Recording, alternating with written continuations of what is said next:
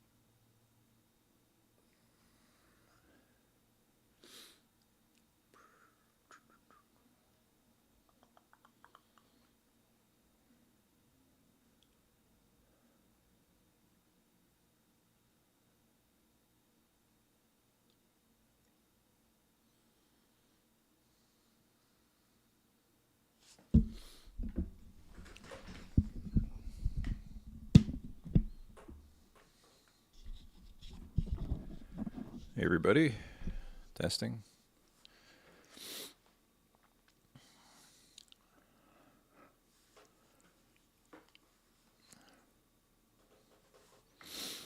It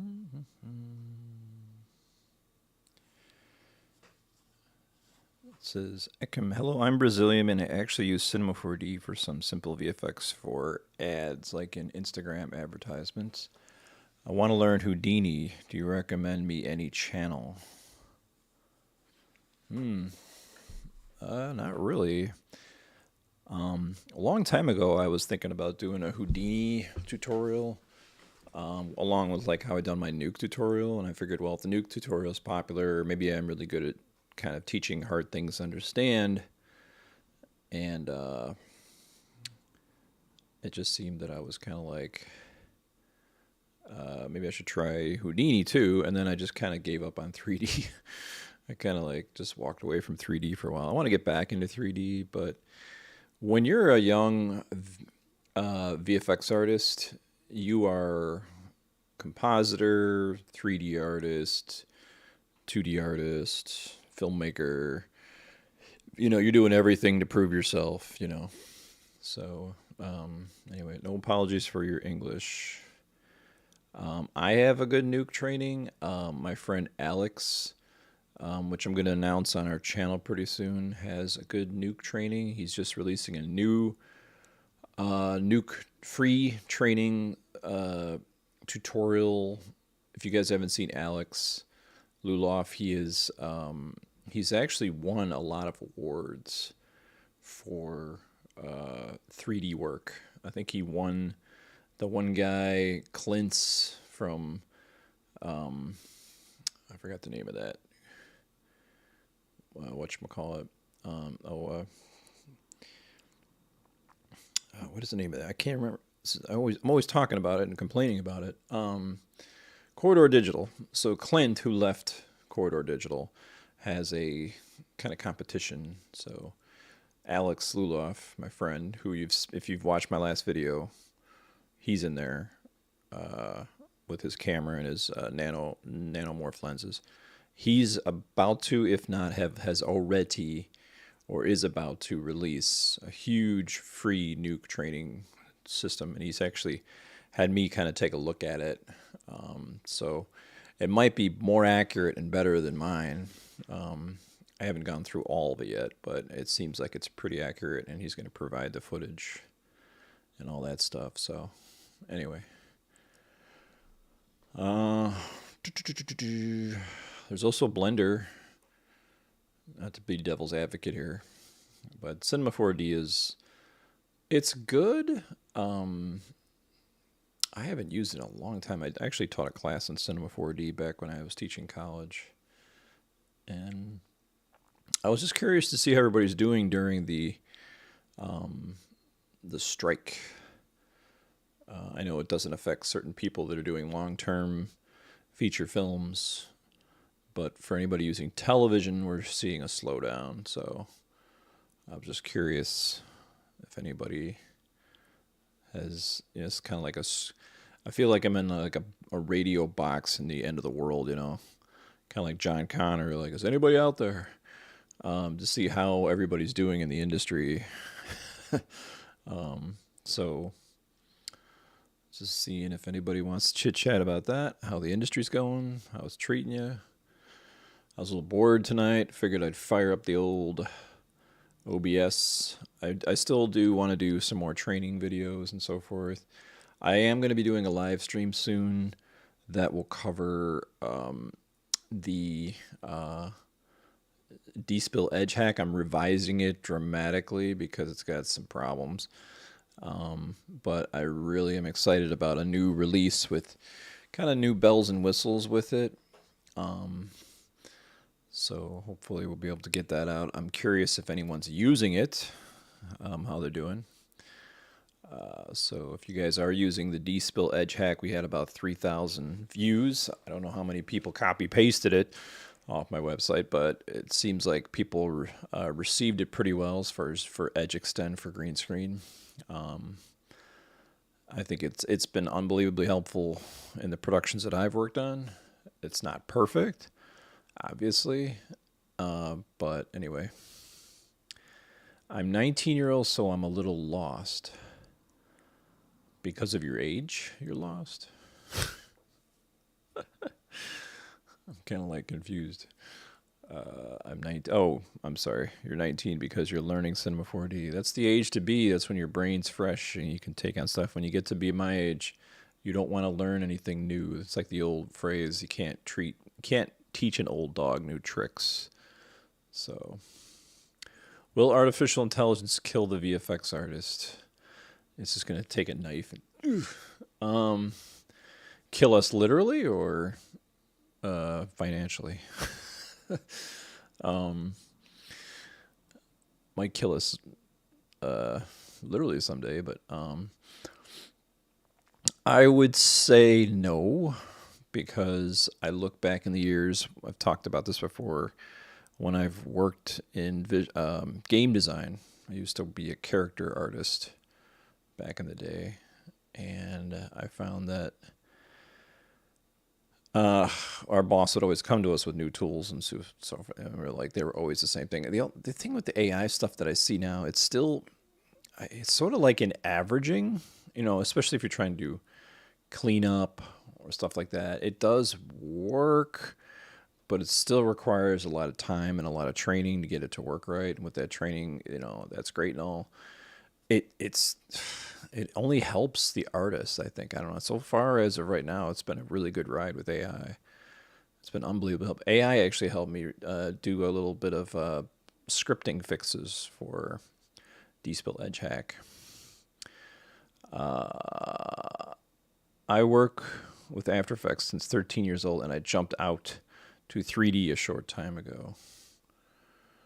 I jump out to 3D. Yeah, I mean, I don't know. I mean, usually it's the former, not the latter. So usually people will get into 3D, and then they're like, okay, what do I do with this image? Okay, I need to composite it to make it look correctly. So then they jump into After Effects as a finisher. So it's usually the former, not the latter, as far as the way people get into things. 3D is pretty exciting. It's just one more dimension, and that third dimension brings so much more work upon you. I'd rather hone my skills with 2D compositing, which can be 3D sometimes, but for the most part is still technically 2D. Node workflow is something new to me. Yes, node workflow is... some people just can't get it. Like some people, I try to teach them, or I just tell them to go to my training videos, and they're just like, I can't get that node stuff. And I'm like, why? It's so easy and versatile, and it's so awesome. How could you not want to do it? And their brain can't wrap around it. I don't know why. And then I find certain friends of mine who can understand Houdini, but Nuke node-based, even though Houdini's node-based, they kind of go, what the heck? They're like, I don't get this. And I'm like, what do you mean you don't get this? If you get Houdini, how the heck do you not get, the other thing? But anyway, All right, we got 8 viewers now. So if anybody has any questions, again, FYI, I will be doing a stream where we're going to actually build. I think we're just going to have a fun time and build out a D-spill edge hack so you guys can build it at your home. It's, to a certain degree, the math was demonstrated by Pedro from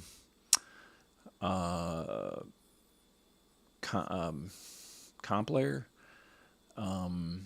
which I guess he had a tool and everybody wanted it, but he was like, hey, I'm just going to show you a hint as far as how that tool works.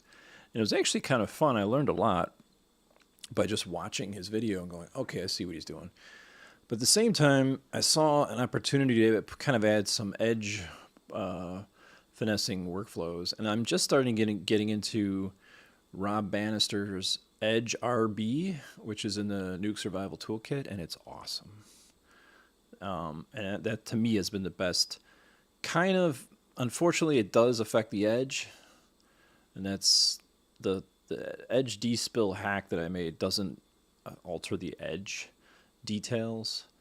It just extends the color out.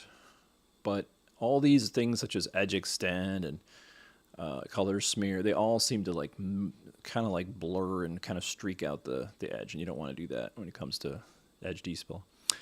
Ardra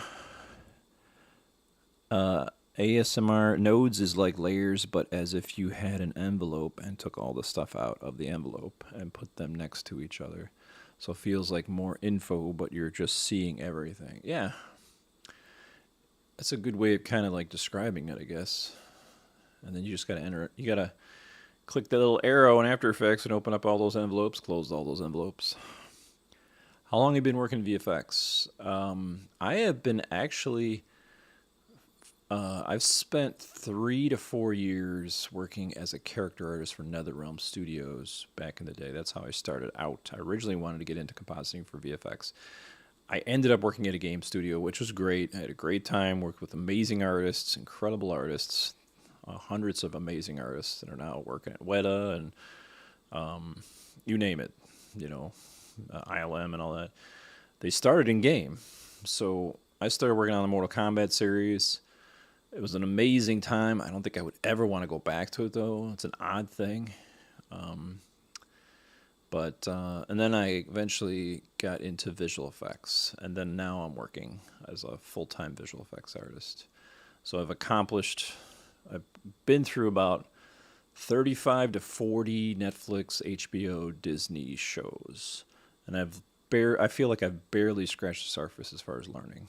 It's just crazy.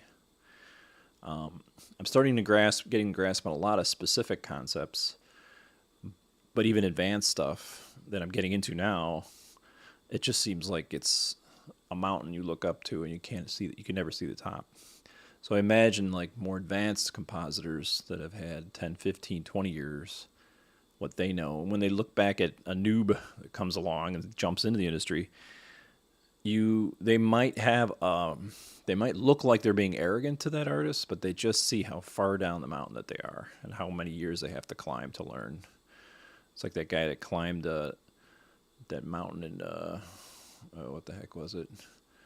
Some mountain he climbed, and he did it like with no wires. Anyway, except you will fall when you're a compositor. Yeah, so that's how long I've been working in VFX. Super excited. Can't wait for this actor strike to end. It's interesting to hear what the studios are going to do if this extends, which from what I've heard, rumor mill is that the studios want to wait 3 months from the writer's strike officially striking so that they can cancel as many of these dead shows as they possibly can. The contracts will end after 90 days. And it's supposedly after 90 days, the negotiations will begin. So the studios are taking advantage of this strike and cutting off dead weight. And then there's talk that the studios are not they're not groveling at the feet of these the SAG union and the writers union. They're more like, okay, we'll just create reality TV shows. Okay. Or we're going to go to Korea and start buying their materials and bring them over here. So it's kind of an interesting time. Brainax Visuals. Oh, wait, sorry. Reed, have you ever worked on any cinema release feature films? Yes. Actually, a few of them that are not out yet, and I can't really discuss what they are. But when they do come out, I will let you know. But I have worked on a lot of really amazing that I can almost consider to be cinema quality. One of which is Disney's American Born Chinese. So we worked along. We even worked along with DNEG to work on some of the visual effects. They were very intensive and very hard, but they were a blast. Got to composite in scenes of Academy Award winners and all this, and it was pretty interesting to kind of see some big famous faces in front of you, and you're sitting there, doing green screen and all this on them. Can you upload a video regarding VFX pipeline?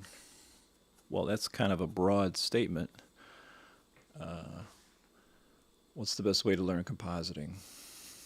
Composting?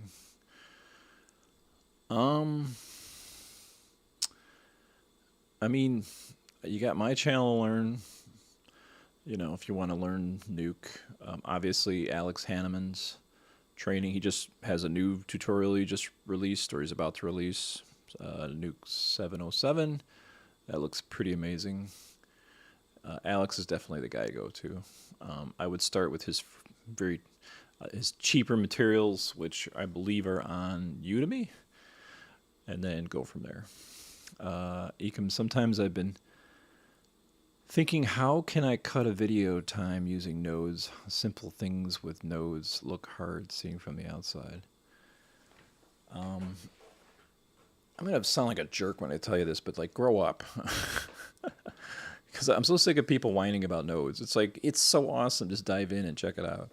It feels like it's more trepidation. It's more like I'm sitting from the outside. I haven't put my foot in the water, and you just need your father to come along and just, not me, I'm not your dad, but I'm just saying, somebody just to take you and throw you in the deep end and say swim, It's not that bad.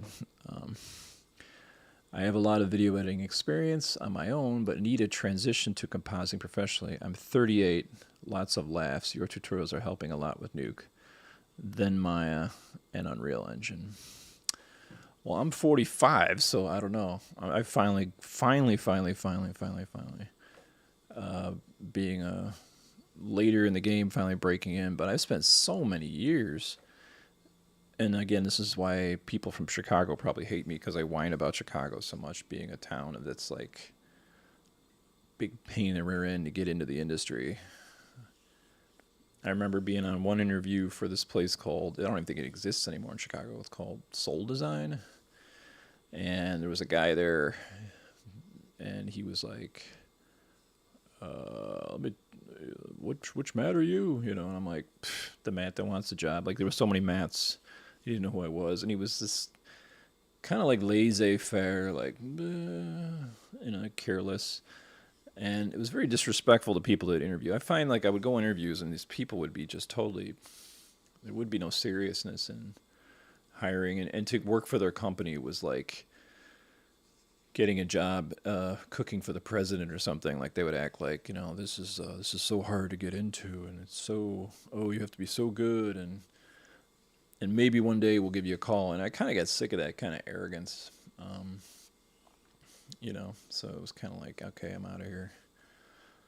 So anyway, while I was learning compositing and while I was picking up freelance gigs, I was also teaching, and teaching actually helped me kind of really get good at my craft, because I would have founder user group meetups and have professionals and we'd try to glean with the meetups as much information as we can.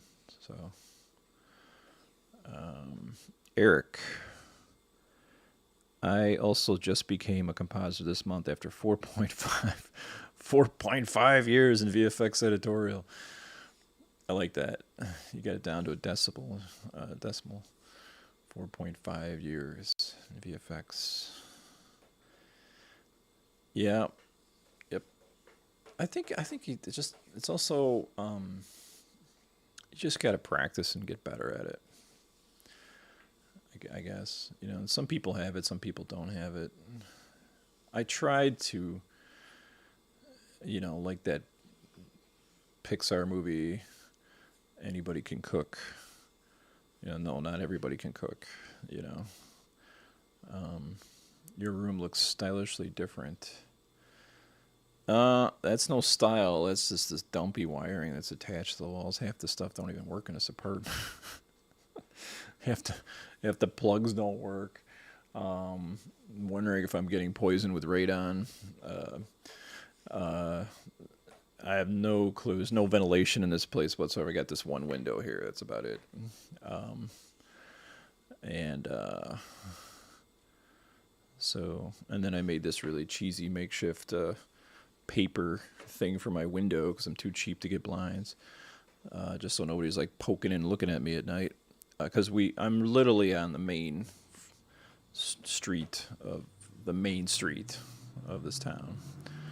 So you'll hear traffic go by and so forth.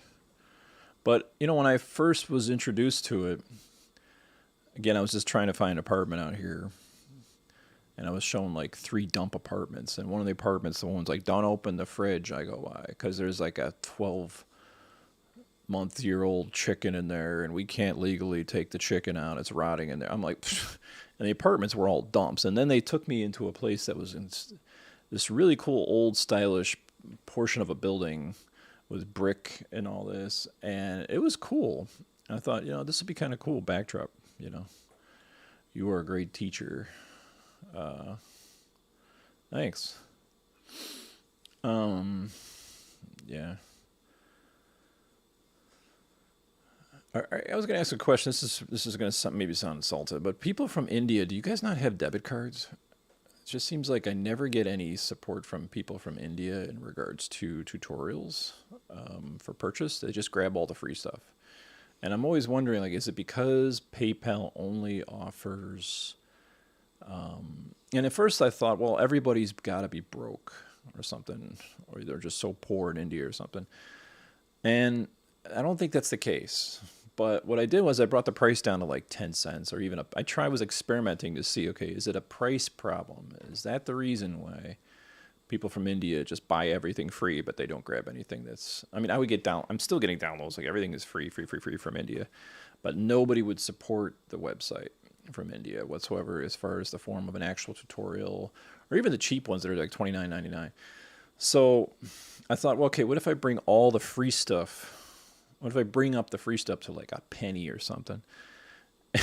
And even at a penny, nobody was making a purchase. It stopped. It went from like 1 million downloads a day from India to nothing. And then I'm like, it's a penny. They can't afford a penny. And I'm thinking, and it kind of hit my head like, okay, they don't have PayPal. Only, I think it's like what, Visa, MasterCard, debit, whatever. I don't think people from India have that. I don't know. So in the end, I kind of gave up. I do have my channel monetized now. I made a whopping $10 last month, which is pathetic. But I was like, okay, whatever. I'm from India. I support it. All right. Thank you. But it was kind of weird. I was kind of like, man, it's like every day there would be like 1 million downloads from India. And I'm like, and they're all the free stuff. They'd grab everything. They'd grab tutorials that would have nothing to do with Nuke. Like I have some stuff on there for Substance Painter. And I'm like, man, they're just grabbing everything. And I'm thinking, well, what if I would put this up to a penny? And the whole purpose of doing it was not to make loads and loads of cash.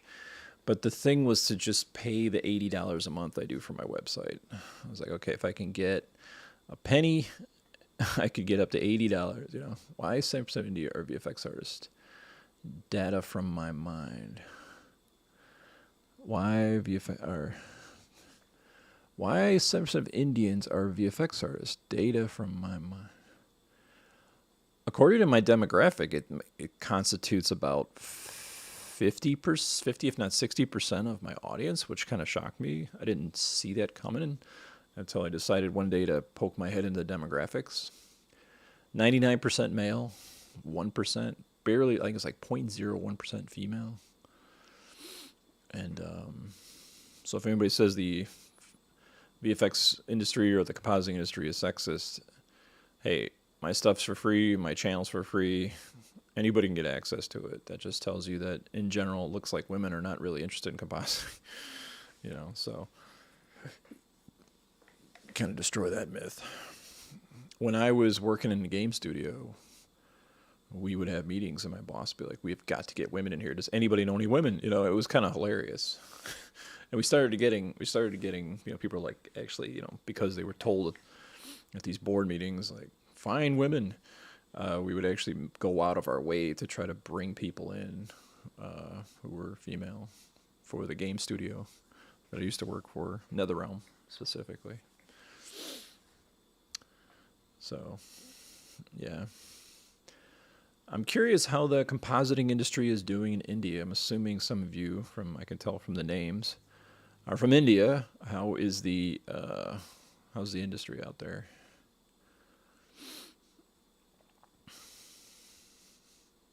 Silence.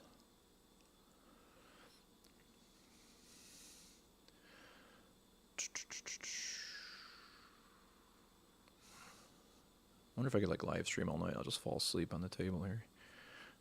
It's it's like that show. Not that my life would be any as interesting as Truman Show, but assuming they have channels like that, there's got to be somebody who has a channel that has a live stream going nonstop, or at least turning off and on for an hour. Be kind of boring, but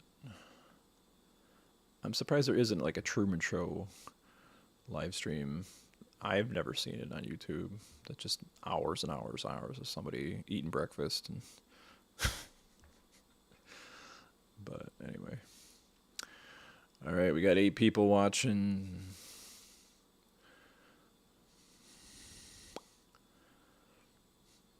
Everybody wants to break into the VFX industry, and there's no jobs. No, there is jobs. Let's be positive today.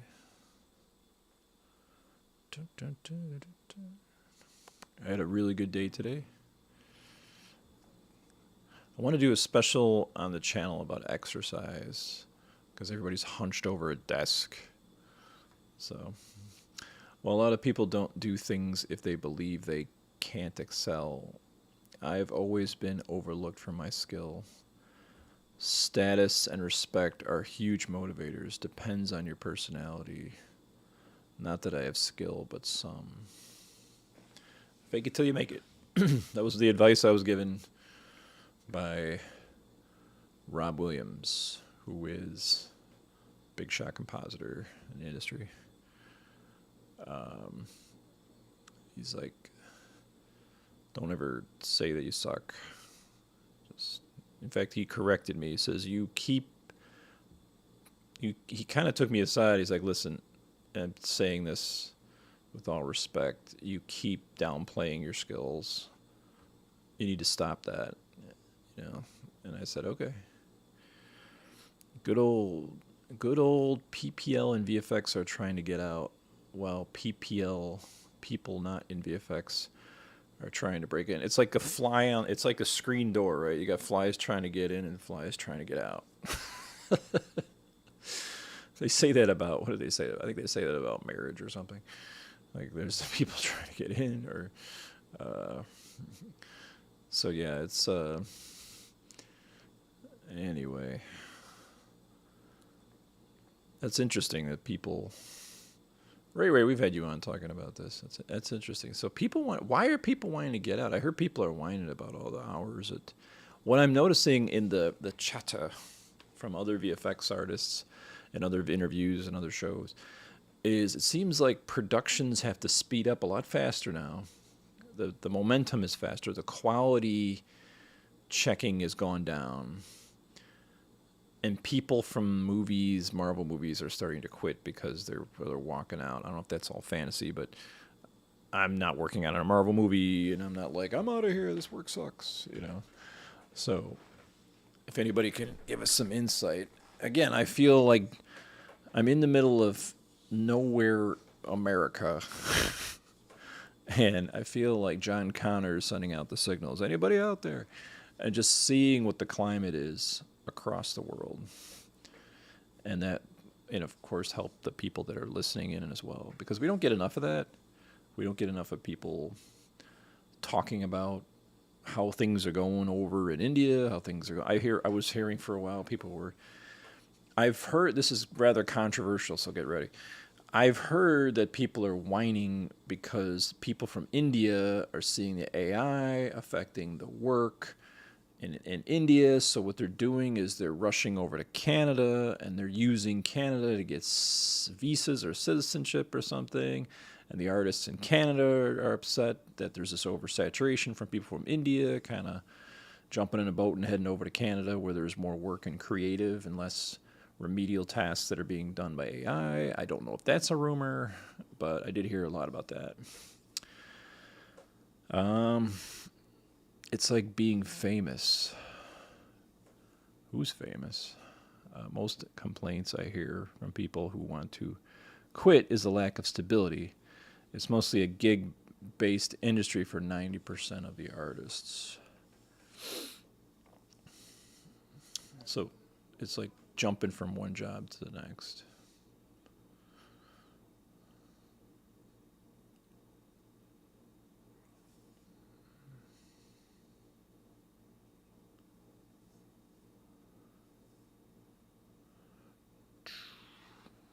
Anybody else would like to share?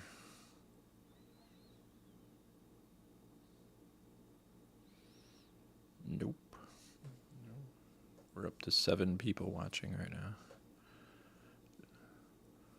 Welcome to VFX Live. Is there anyone alive out there?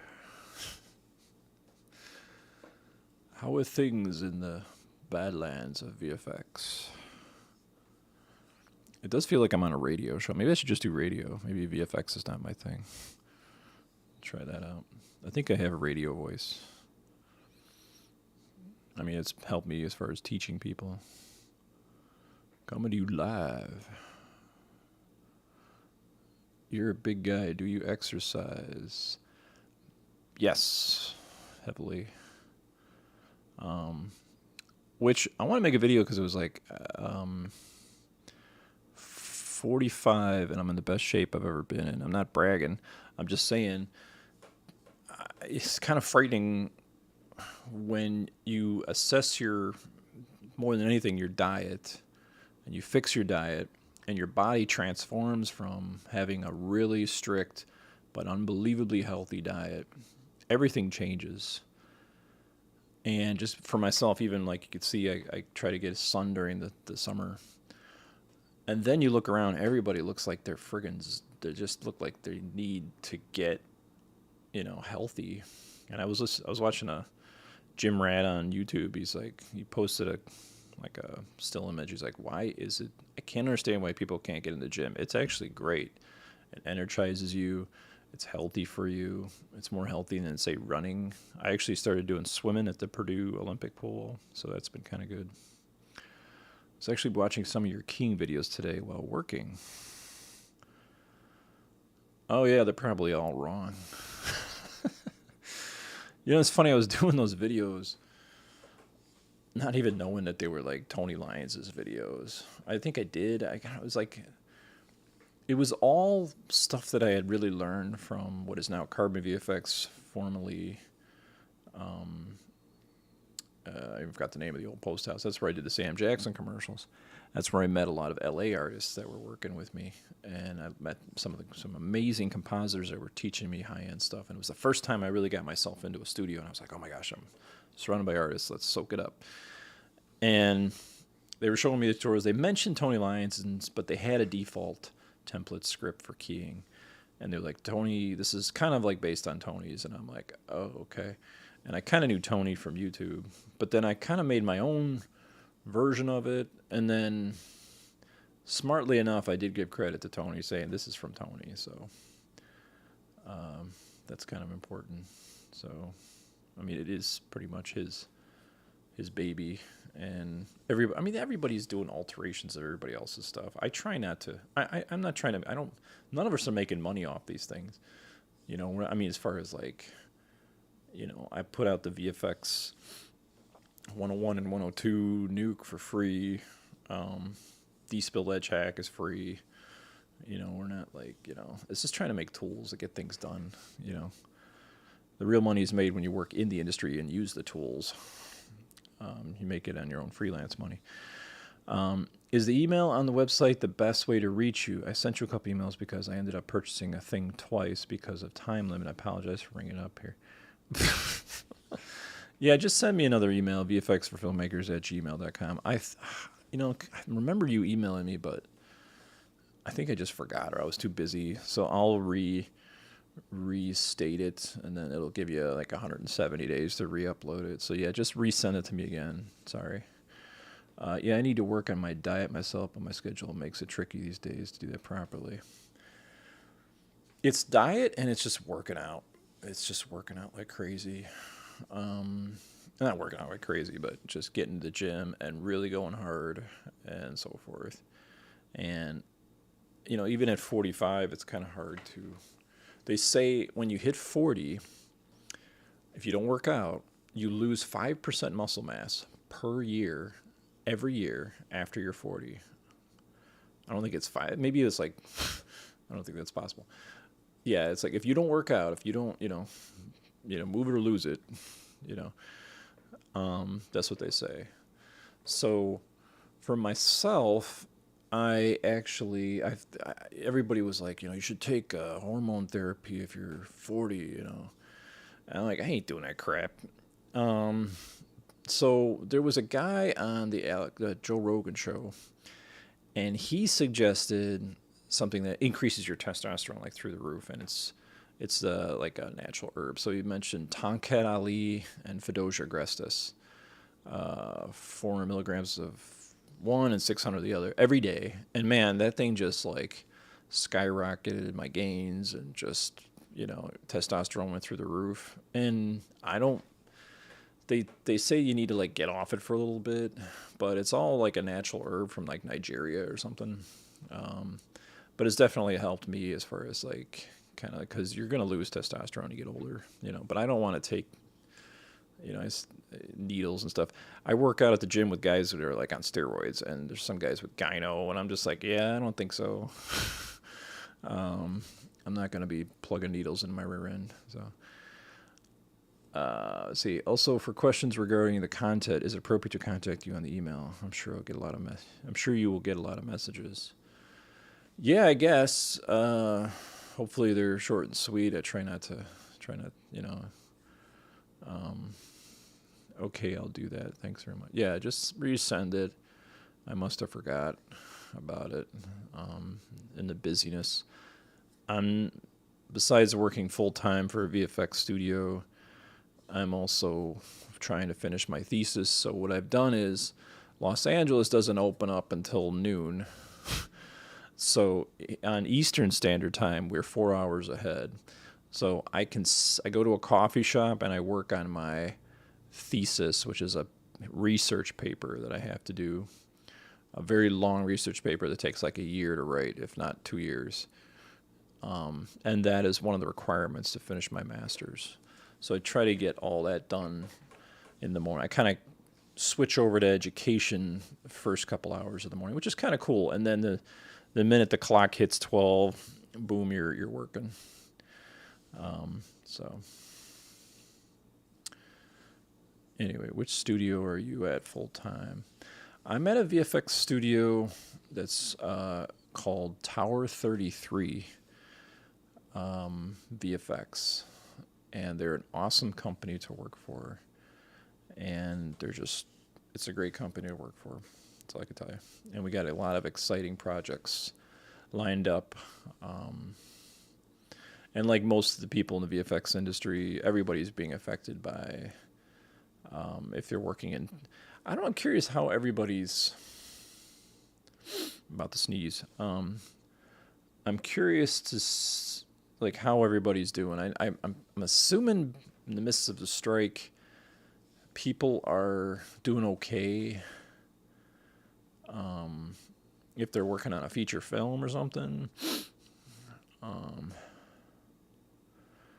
Is it possible? Excuse me. Must be all the dust in here. How possible is it to create an underground VFX studio these days, excluding the possibility of the domain of artificial intelligence? Everybody is being very careful around artificial intelligence as the laws are being created. There are data sets being created now to allow you to do, because we were starting to discover in Photoshop the ability to use their new tool in Photoshop to do cleanup. And, we couldn't do it because it's only for education. According to Photoshop, you can't use it for commercial purposes, so we had to ditch it. And that's understandable, but there are tools coming out which will allow people to, again, they just need to get access to royalty-free or at least non-copyrighted, image data sets in the billions or millions or whatever. And then these diffusion filters can be used, models can be used. And that will be another tool for cleanup, which is really cool. Check out the Photoshop thing where you just put a cursor and you write words in. It's pretty crazy. So if you guys have Photoshop, upload the latest and check it out. It is wackadoodle. All right, we have a mutual friend there. Oh yeah, that's right. We have a mutual friend there. Depends on what shot versus not. We have a few project films and episodics that's keeping us busy for summer, it looks like. But sounds like we'll also be looking into commercial work to add work down the line. Yeah, like I said, I believe the studios are going to, obviously they're going to have to give in eventually. They're not going to be able to like ditch out on Hollywood as much as they'd want to. I'm 50-50 on this whole union crap. You got Fran Drescher over there whining. She's like, this is not right. And everything I hear is like emotions. And I want to know the bottom line financially. The old saying, facts don't care about your feelings. Whenever you hear the SAG people, they're talking like, this is just not right, And it's just like, yeah, okay, but are the studios, they always bring up the one guy who's making $200 million, like the head of Disney. Like, he's making $300 million. Like, yeah, but there's only one Bob Iger. There's not 20,000 Bob Igers working for Disney, all making $200 million. It's like you couldn't be able to take his salary and divide it up across, or maybe you could. I don't know. That's the problem. It's like I don't really know what's going on. I don't have enough. I don't live in LA. I'm not an actor. Frankly, I think actors are, I don't know. Here's the thing. Any director will tell you 99% of a successful film is in the casting. That tells you that if you have a film with a great cast, 99% of your problems are finished when you cast, which is true because it's all about characters and so forth. But at the same time, unions, if anybody thinks unions can't be corrupt and be asking for more than a studio can actually handle, then they're seriously wrong. They kind of have that kind of the working man. We're protecting the working man. There's a lot of corrupt politicians and corrupt organizations that take advantage of the working man, I don't understand why you have few subscribers. In my opinion, the content you make is the best of all. You teach from the very beginning. Well, I don't know. I think Alex Hanneman stuff is amazing. And there's other artists coming along. So I really don't have anything else to teach anymore. That's why I don't really produce a lot of. I produced a tutorial called compositing for television, which I thought was needed, and I had students of mine that are working in LA, working in television, saying, "Man, this tutorial is exactly what everybody needs," but it's a boring tutorial. It talks about splits, retimes, cleanup work, and nobody wants to learn that, but yet that's a very important aspect. I got to bounce, but I hope to catch you soon. Yep. See you later. Send me an email.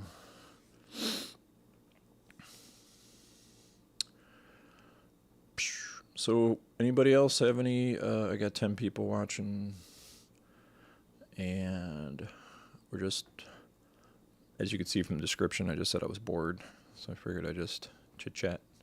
How's everybody doing in the midst of the strike? It's interesting that the Directors Guild was able to negotiate with the studios. It seems like nobody needs writers or actors nowadays, or maybe there's just too many actors and writers. You know, do you really need 8 writers in a room? That's what the Writers Guild is talking about. They're like, we need 8 writers, you know. And again, I don't know if that's necessary. I don't. People, there's also a general cynicism about the quality of what we see coming out of Hollywood, and the irony that an AI script will not have a political agenda. It will try its best to honor the source material as opposed to try to put its little message into it. So I find that kind of ironic, and it's almost like this sort of like, you know, when you as a writer or even as an actor, and this can happen, when you get put on a high enough pedestal, you start to become self-righteous, and you start to think, I can change the world for the better, you know, and that can get real pompous, you know, where the writers think they're altering people's minds. And yet what I see coming out of Hollywood is a lot of depravity, you know, cynicism, depravity, perversion. I honestly, if the whole, even as a compositor that makes a living in, you know, from the industry, I would love to see some fresh new studios pop up from wherever and just kind of restart from the beginning. I don't know.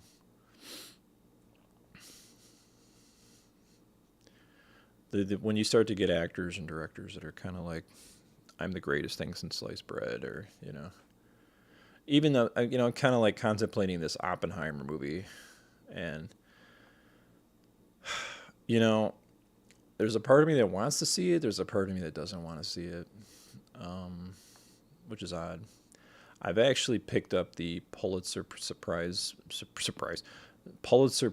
winning book. It's 29 hours long audiobook called the Modern Day Prometheus Oppenheimer, which is what Christopher Nolan's movie is based on. It's based on this book, which is this 30-hour intense from being a baby to high school angst to, you know, college, the whole life of Oppenheimer, like every little detail. Like this, whoever made this, you know, if you guys ever read Devil in the White City, the amount of detail in that is crazy. This is insane. Like, it's really good, though. Does life get easier? As a compositor? Okay. Nolan is so overrated, bro. I'm going to see Barbie. Yeah, I was thinking maybe I should go see Barbie instead. Barb Oppenheimer or whatever. Everyone's debating whether to see 2 highly contrasted movies. Yeah, I heard Oppenheimer's a lot of just drama and so forth. The problem with Nolan, and no one ever talks about this because they're very sheepish about it. And it's one of the reasons I think why movies suck today is the spiritual aspect of it. I think when you make a purely humanistic film, you leave God out of it, and you leave any kind of, like, you know, I hate the word spirituality, but it just becomes self-righteous and kind of man-centered, and it kind of gets like it's very shallow. Like, I can see Indiana Jones, you know, the original 3, a million times. Great movie. They don't necessarily like talk about God or nothing, but they have a reverence for God, you know, and morals. Interstellar, everyone's like, man, Interstellar was the greatest movie ever. It's like, if you listen to the message Interstellar, the answer is that God isn't saving you, man is. In fact, it's the message, it's the part where Matthew McConaughey says, it's us, we did it, us. we saved ourselves. You know, it's like, oh, God didn't have to save you. You know, man saved you. It's very man-centered, humanistic. In fact, going through this Oppenheimer book right now, it's all even he Oppenheimer was described as a social justice humanist. That's what they describe in the book. He actually went to all these, like, his parents put him through these institutions that were all about humanism and social justice dealings and so forth. And he was a pretty wild character. You guys should definitely look into his past. I mean, he's pretty crazy. Life never gets easy, and it gets worse when you get things and realize it didn't matter that much. Yeah. Embrace the suck. The sweet isn't as sweet without the sour. That's the way you should look at it. It's like if everything is going good all the time. If you guys haven't seen this movie, it's a pretty interesting movie. It's called Downsizing, and it stars Matt Damon. And it's a story where you can have the choice to miniaturize yourself and live in a tiny town that doesn't cost much because a crumb of food is like a giant feast of food. And they build these little tiny people communities surrounded by a net so that bugs don't get in, and, you know, bugs and rats and so forth. So they live in this utopia world where, and they can only do this once. They're only allowed to shrink themselves down once. But Matt Damon realizes, like, there's no struggle, there's no unhappiness. Everybody's super happy. Everybody's rich because they've been shrunken and their food lasts longer, and they live in little mansion doll houses. It's a pretty cool movie. And he is desperate to find sort of like a purpose, or, you know, to fight somebody that's struggling. And then he ends up finding these immigrant workers that have been shrunk to work for the rich people, and they're being sort of treated badly. So he finds a purpose for him, and he also finds a new wife there as well. So it's a really cool movie that kind of like shows the bad reality of happiness, pure happiness without struggle. You know, there's a difference between joy and happiness. Happiness is happenstance. So, anyway, yeah, Barbie got good reviews. Is Brazil the movie called Big Life? What? In Brazil, this movie is called The Little Big Life. Oh, you're talking about that's interesting. They changed the name, huh? Speaking of Brazil, Evan Faro, the sideshow guest on my channel, is in Brazil, or he's flying over Brazil right now, I believe. He'll be landing in Rio de Janeiro, and then he'll be going over to Sao Paulo, whatever the name is, the city next to it. So, anyway, just FYI, I just thought, interesting fact. I was learning, coincidentally, I was learning a little bit about Brazil today. So, I was kind of curious, what's the VFX industry like in Brazil? We got Argentina down. I feel like I should get out like a map and get little, what do you call it, little pegs, and plug the different people I've interviewed at different spots around the world. We've done Iceland, Russia. We still haven't done China or South Korea. I still haven't found any compositors to talk to. Obviously, they might not speak English, but anyway. 6 people still watching. How long will this go? Actually, let me see what time it is. It's 11 o'clock at night on EST, Eastern Standard Time.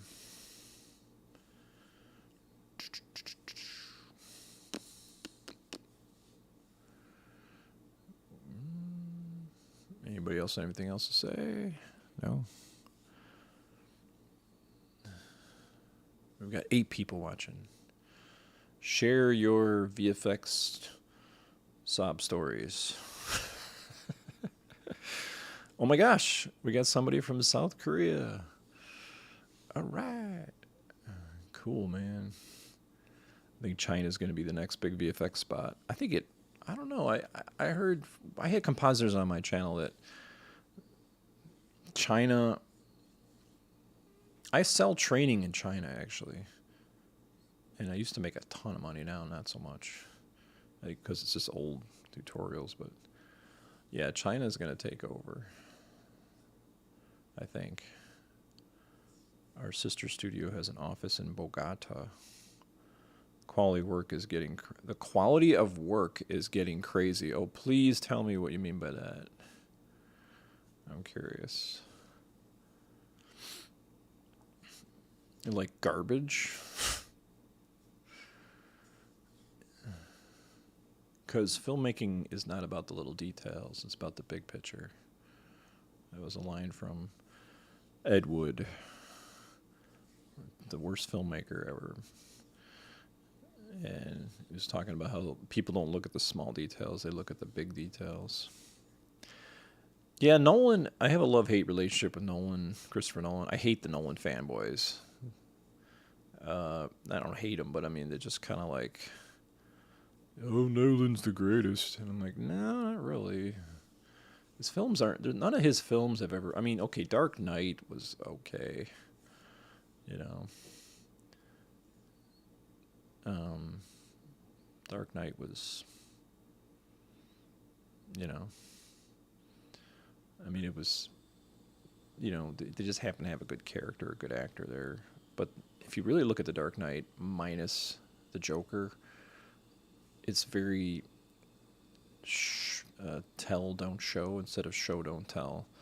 It's a lot of Irving the Explainer telling you what's going on. Interstellar's like that too, you know, when the dad is sitting outside the farmhouse with the son, you know, it's kind of like you have worked really hard, son, and you could have made it in the armed forces, but you didn't do it. But now you have to understand. It's like, just explain us, just tell me exactly what is going on in Matthew McConaughey's mind, you know, instead of just showing me, you know, you're just telling me, like, and you had a hard life, you know. It's like, anyway. The VFX industry in Brazil is only for television commercials and social media. 90% of social media. And it's a monopoly because only VFX artists with a lot of followers get noticed. It sucks. Now we have a window into Brazil. What part of Brazil are you from, Akim? Because there's like what?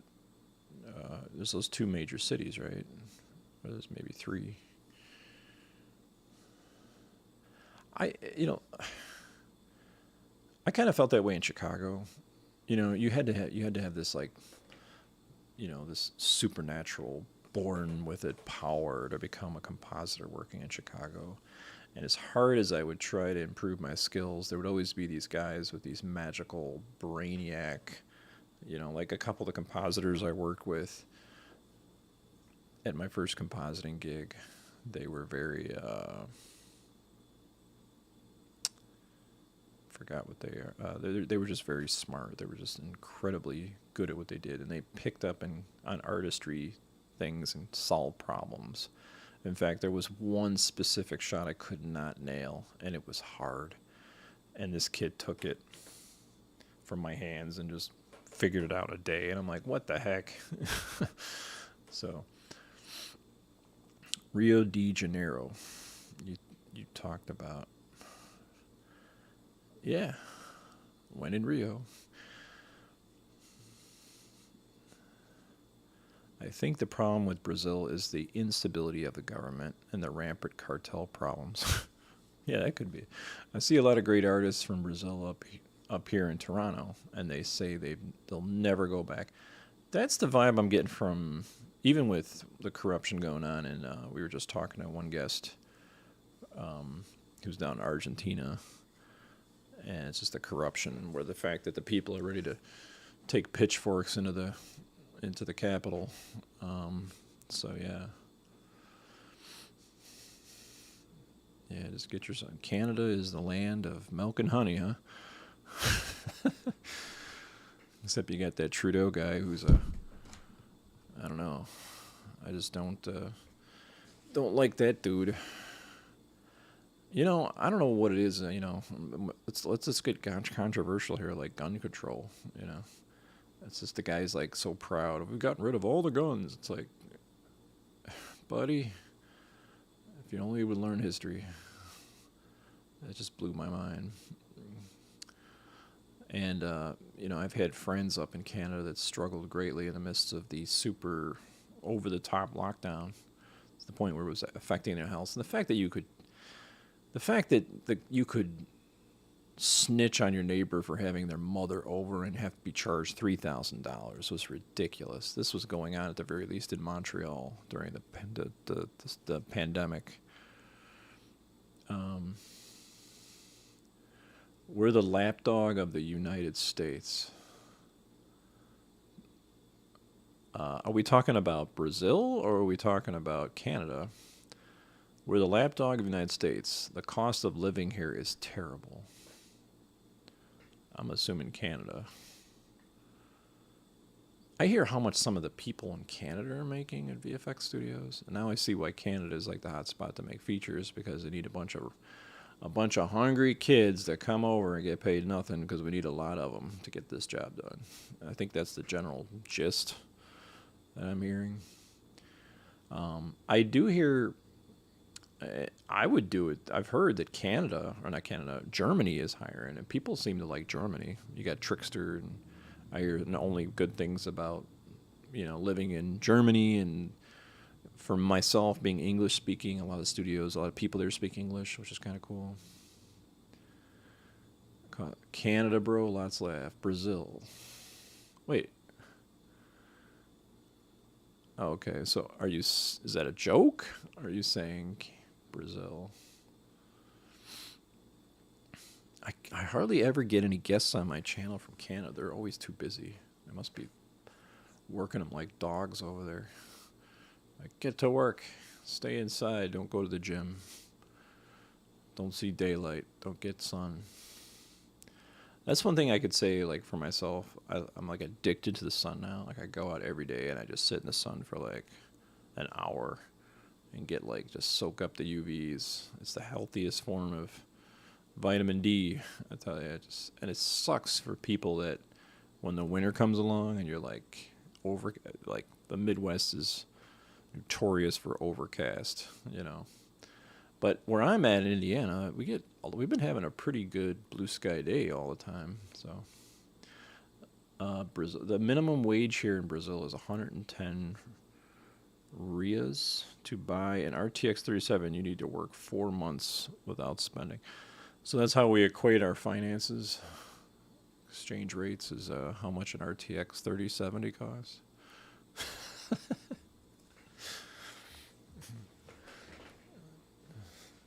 It's like, oh, you make no money if an RTX 3070. 4 months. Jeez.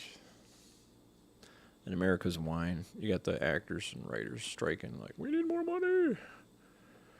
It's like, man, did you hear that? Did you see that one woman that escaped North Korea?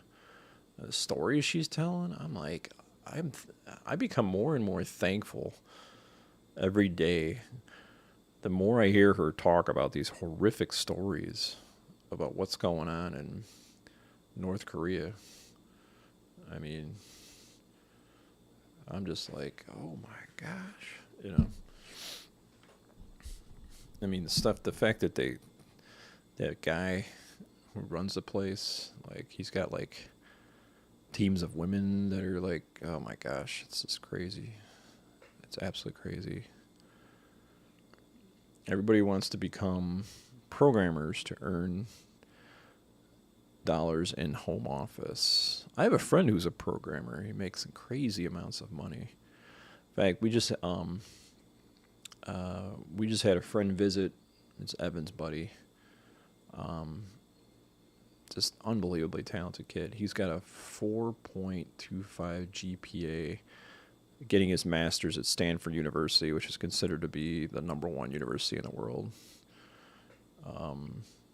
And he's in business, and he's just got crazy success written all over him. He's a humble guy too. He's very nice, you know. And he says San Francisco is a toilet right now, with all the homeless people taking over. I was shocked to hear there's only 800,000 people in San Francisco. That's the population. I was like, that's it? Because I know LA is like, what, 3-4 million or something. But I was shocked to hear that. And he says, like, it's just dangerous to go walk around.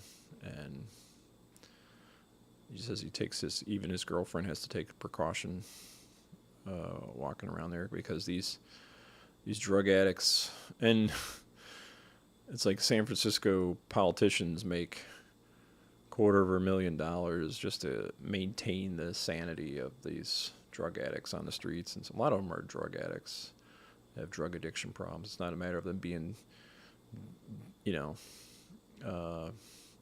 down on their luck, so to speak. So,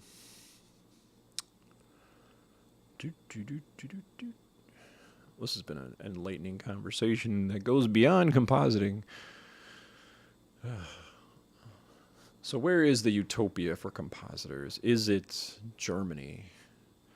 Is it South Korea? Is it the States? Is it in a specific arena of compositing, say commercials or feature film? Or Eckham, here we too use PS5 to compare finances. PlayStation 5. It's like a luxury item here. It's funny. How many rupees does a PlayStation 5 cost? It gives you the right perspective as far as how bad things are, as opposed to comparing it to a loaf of bread or a gallon of milk. Plug it as PlayStation 5. Oh my gosh, you guys are having hard times. Anyway.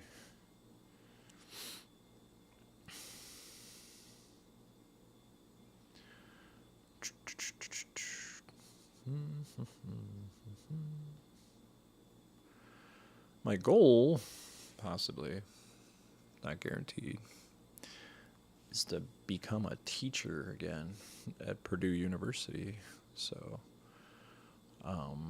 the team here wants me to come aboard as a teacher again, as a professor. The question is whether or not to return to academia. But I have a couple friends that work at the university as professors, and they're doing a great job. And I really enjoy Purdue because it's more of a hands-on, no-nonsense school. I don't know where utopia is, but LA is definitely hell for compositors. Wow. Ray, you got to give me more info than that. Can't just throw that out there. Like, LA's that bad out there? Wow. I mean, I work with LA compositors. They don't seem to be that bad. They seem to be pretty happy. At least they haven't told me directly. But I'm actually thinking of visiting Los Angeles. Maybe we should do a meetup in LA, but I don't know how many compositors are really left in Los Angeles. There's a couple, I think. I'd love to do one in Canada. I'm trying to think, like, what is maybe London, if I ever make it out to London, or Germany. But I think London, I'd probably do like a meetup in London or something. London, or if I go to Vancouver, I want to go out to Vancouver for like the SIGGRAPH, or whenever the network. I think ZGraph's going to be, I don't know where SIGGRAPH's going to be next. They keep moving around. But I want to go out there and kind of do like a meetup. Say, hey guys, meet up. Maybe 5 people show up. I don't know. But I think it would be kind of fun. What do we got? 7 people watching, probably eating food while they're surfing the web while they got me talking in the background. Bro, past 15 years, LA went from 99% compositors worked and lived there to like 1% now. I'm over in the New York area. Lots of laughs. It's hard out there for our brothers. Is it hard because obviously this is the standard of living, the cost to live in Los Angeles? Where is everybody? Is everybody in Vancouver? Is that where everybody's at? Where are all the what's the highest concentration area of compositors? Is it London or Vancouver or Montreal? Obviously, I don't think it can be Germany. But I'm wondering, where is the highest, if you say, like, here's where all the compositors are at. I'm assuming Vancouver or London or somewhere in India. Like, I guess we could say population, what's the top 5 or 6? If you were to make a guess. Where are all you compositors? Maybe I should do I should do a Q question thing on my YouTube channel. Where are you all? I'd bet it's Canada. Probably Vancouver. Yeah, probably Vancouver, I'm guessing.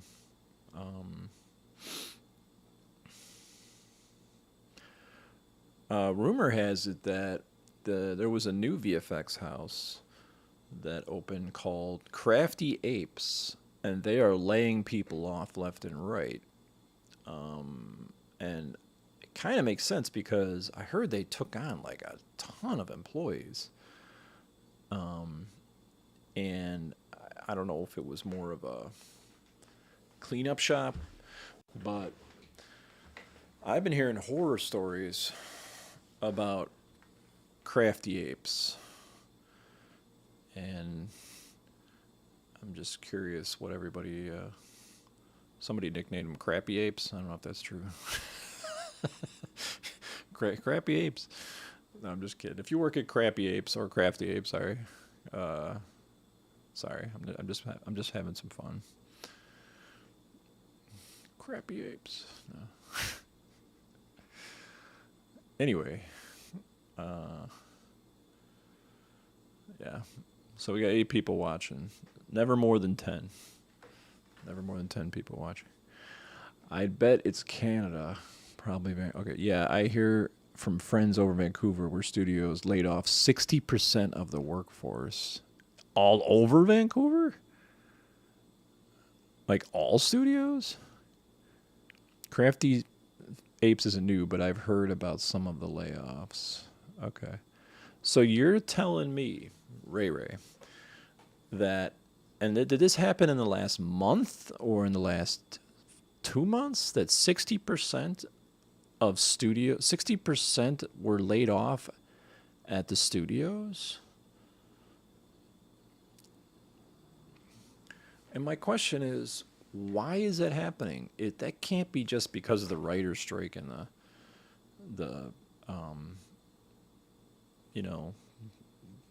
because a lot of this stuff happened before that. The SAG actors and all that. And I remember Fran Drescher was on there saying, "Oh my gosh, we were so worried about the other industries." I mean, the ones that don't have unions, like VFX artists. It's like, all this, like, we're gonna get, I think they get like a paycheck for being out there with their signs.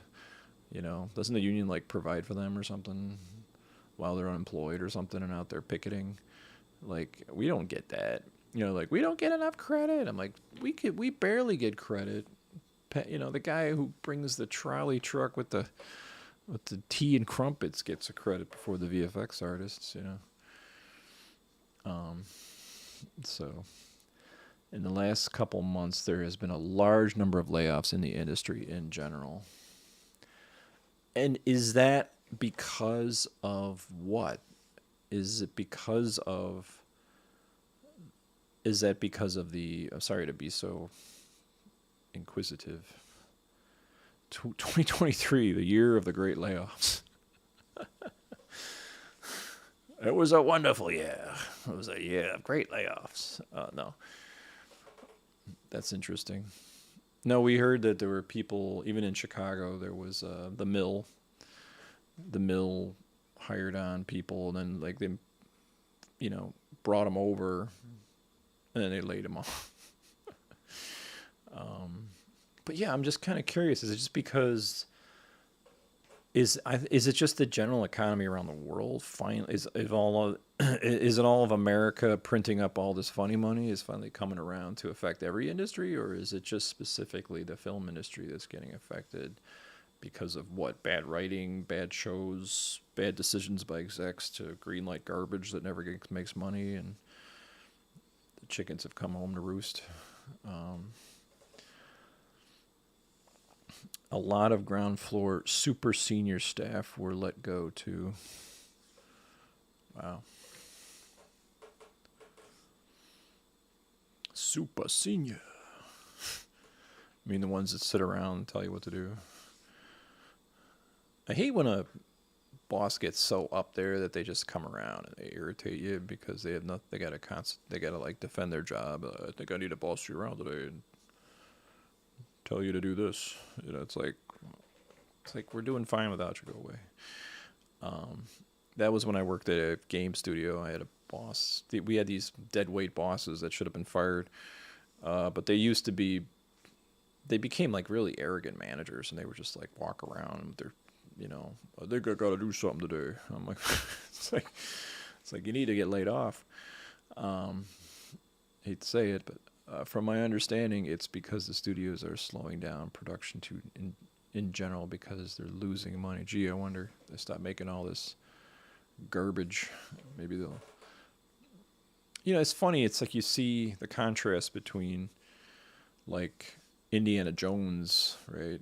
And then 1 week later, Mission Impossible just blows it out of the water. You know, one is like, just run by goofballs, and the other one is just like, hey, we just want to have fun. Non-stop printing money by the Fed play a very important. Yeah, I think that's what's going to happen. Um,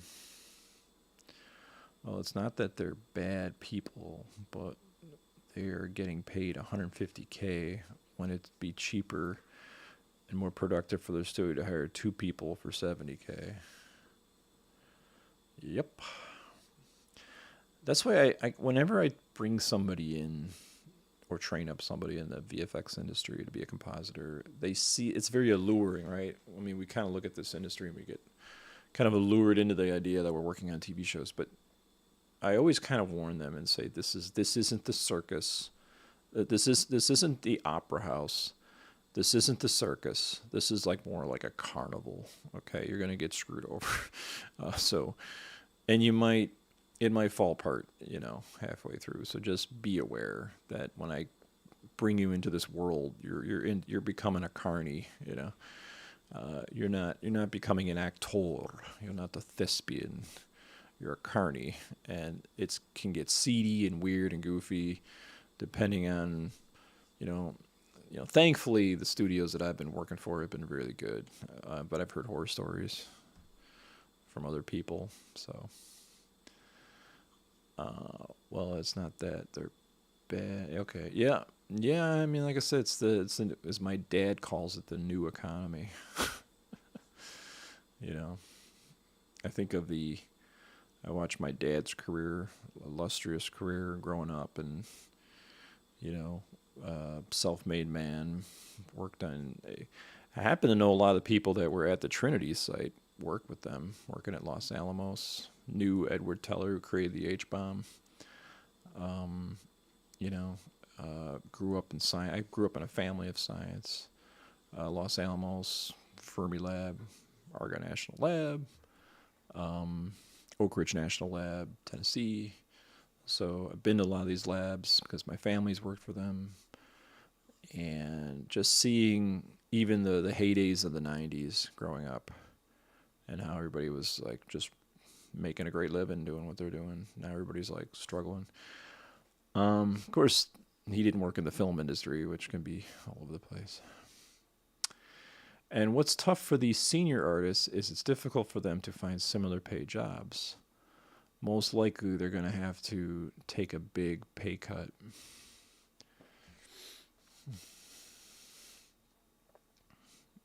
Yep. You can get very comfortable financially. Or they, when you think about it, back in the heydays of VFX, right? The 90s, the 2000s, you get that nice, comfortable, juicy, and all of a sudden it's like, bye-bye, I've had that point of humility in my life where it was like, hey, this guy's getting paid too much, and they just cut you off, I remember when I was working full-time for a school, and this new venture capitalist took over the school, and it was going downhill, and they called me in, and they pretty much fired me. And they were like, oh, what we'd like to do is fire you and bring you back for half pay. What do you think about this? And I'm like, what was I going to say? This sucks. So I just sat there and said, I got a lot of things I want to do on my own time, so this is really great.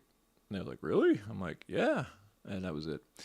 So I had more time in my free time to do other things. So working part-time was actually better.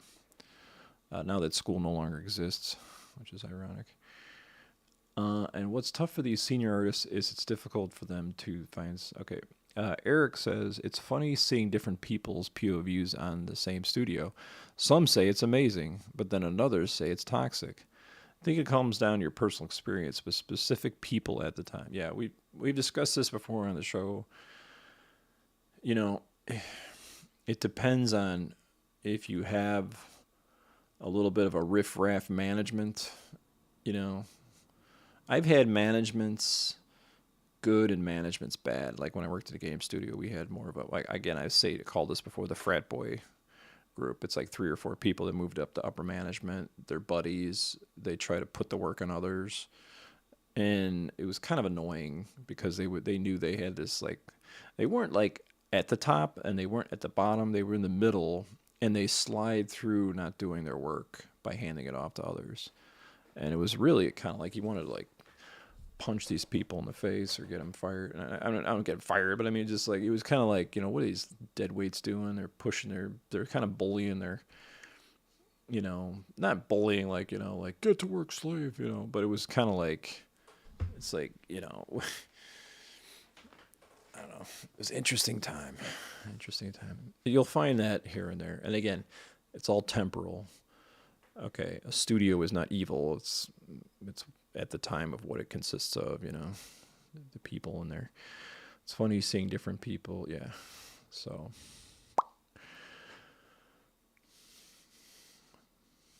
will there ever be another golden age of VFX? How about I throw that one out at you guys? Will there be a return to those beautiful days like the late 90s and early 2000s? Sounds like they are taking credit for other people's work who don't have a voice. Yeah, pretty much, Yeah.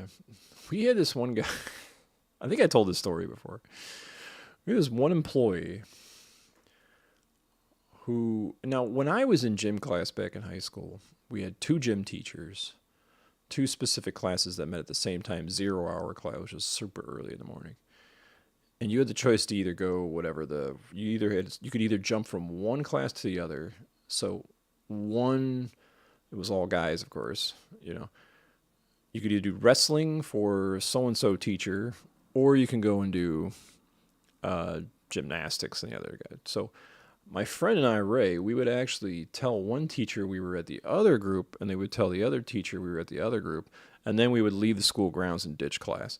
So what this kid did symbolically was he was working at the game studio NetherRealm, and he would work, I won't say his name, but I remember him coming into our office, and we're like, where have you been? We haven't seen you in like 4 months. And what he did was he was basically told one game studio that was paying his pay, because the game studio wouldn't be paying your paycheck. It would be a game team in the studio. So we'd have multiple game teams. So he would tell one game team he was working at another team, and he would tell another team he was working at another team, and then he would just not be there at work. So he came in that day and he was like, I need to find work. Can you give me work now? I'm like, what have you been doing? He's like, nothing. I've been ditching out. I'm sitting there like, this is a game studio. Why are you doing these high school antics? So anyway, so let's say, no, there's no future golden age for VFX. Jeez. So optimistic. But there is a golden age for indie filmmaking from the liberation that comes from AI. It's Orwellian you're talking there. So AI will be our boss one day, or I think there's opportunity in chaos. There's opportunity in chaos. Like, people that were making, in the midst of this AI thing, people were making these AI image things, and they were just feeding a direct feed into DALL-E 2 or whatever, DALL-E, the original. And they were making tons of money off these apps for iPhone apps, right? iOS apps, whatever you want to call them. And all it was doing was feeding images people would type in, show, give me a car that looks like a horse, and they would just send it back the image and they would pay it. So there was it was like a California gold rush for AI, I think, for a bit. And I think there's still going to be a California gold rush for tool sets and career alterations right now. And the big people, smart enough at the top, specifically programmers, are probably going to make all the money. AI was not going to be our boss. One man will be able to make feature films, not for free and alone.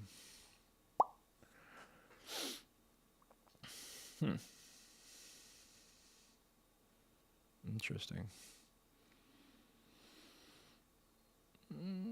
I hope is everybody enjoying themselves, the 10 people in here? Lots of layoffs in VFX studios, Jose Bringas. Here in Toronto, I switched to VR due to that situation. There's more money in VR than there is VFX. Wow, that's not a good sign.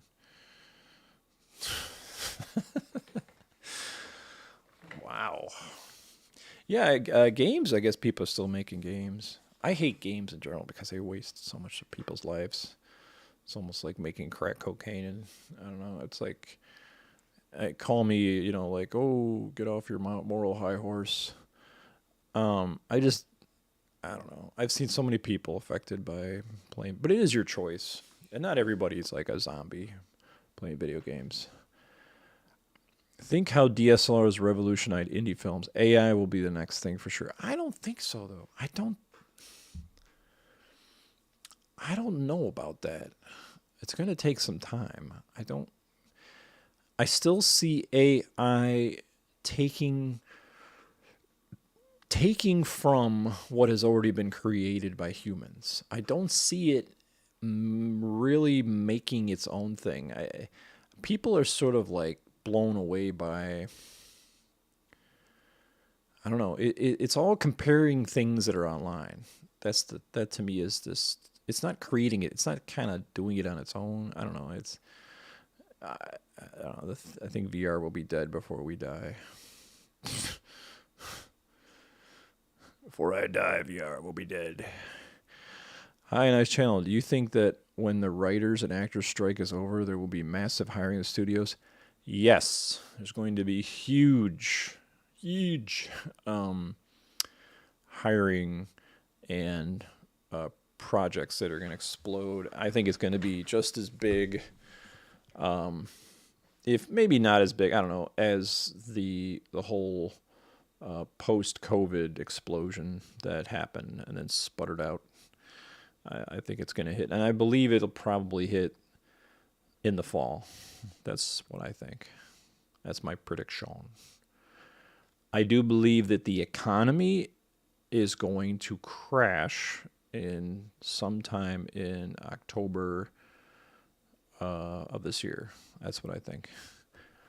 I don't know how that's all going to play out, but anyway. Okay, here's a scenario not related to. IMG generation. AI will basically be like Maya and 3D software. Practical modelers being scared by it, but it's adaptable and just a new set of tools to help.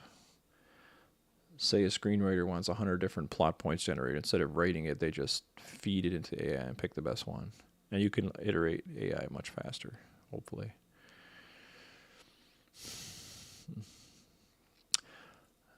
We're using AI for the Triffitt thing, if you guys watch the Oneer. It's an interesting back and forth because we have our concept artist, who's a talented industry concept artist. We tell him to draw something. He gave us 5 concepts. We chose one. He rendered that one.